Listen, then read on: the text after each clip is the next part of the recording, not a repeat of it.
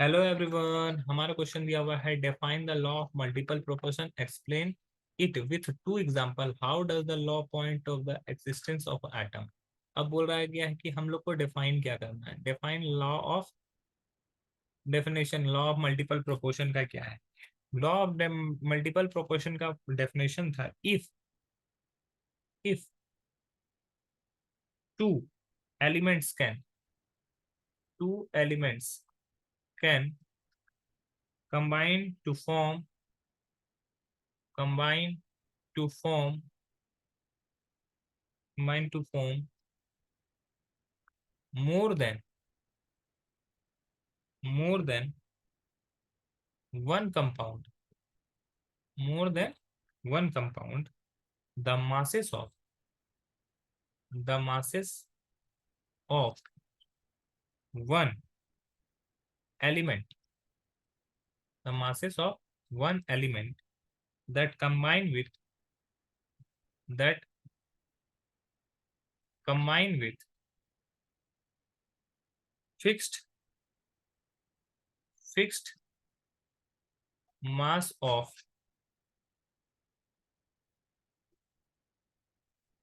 another element are in ratio of small whole number। ठीक है, दो यहाँ पे बोला गया।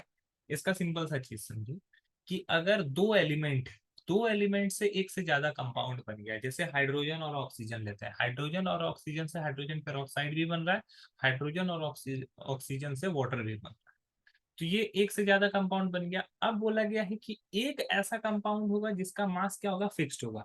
अब वो दोनों कंपाउंड में सेम होगा, और दूसरा एलिमेंट जो होगा उसका जो मास होगा वो अलग अलग होगा, लेकिन उसका अगर रेशियो निकालोगे तो सिंपल होल नंबर में निकलेगा। जैसे एग्जाम्पल के तौर पर अगर हम लोग देखें, एग्जाम्पल के तौर पर देखें तो ये है H2O और यहाँ पे है H2O2। तो यहाँ पर देखो H2O, यहाँ पर हाइड्रोजन का जो मास है वो कितना है, 2 है। और ऑक्सीजन का मास जो है वो कितना है, 16। यहाँ पे हाइड्रोजन का मास हो गया 2, ऑक्सीजन का मास हो गया 32। 32 कैसे हो गया, एक ऑक्सीजन का वेट होता है 16, 2 से मल्टीप्लाई कर देंगे 32 का। तो हाइड्रोजन का मास क्या है, फिक्स्ड है।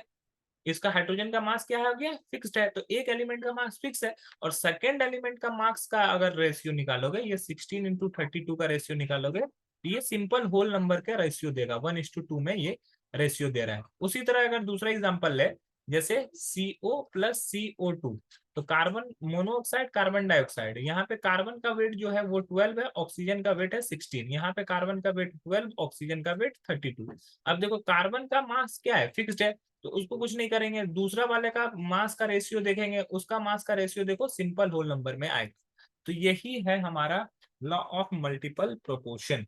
आई होप ये क्वेश्चन आपको समझ में आया होगा। That's all, thank you.